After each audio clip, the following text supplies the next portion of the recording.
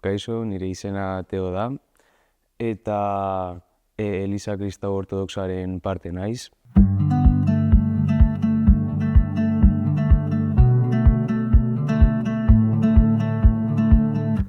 Erramu igandea, justo aste nagusia hasi baino lehen ospatzen den igandea da, eta bere igande honetan ospatzen da Jesus Jerusalemen sartu zenean eta guztiok erramuekin jaso zutenean.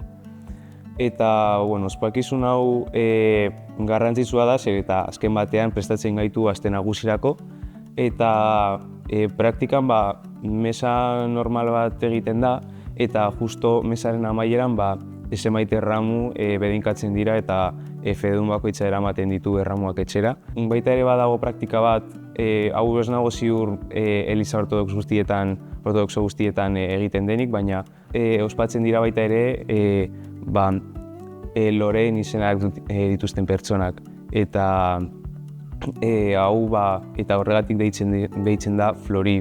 Nire ama lore baten izena dauka eta orokorrean gure amari loreak erosten dizkiogu eta gero familian egoten gara egun horretan eta orokorrean hori da ospatzen dena.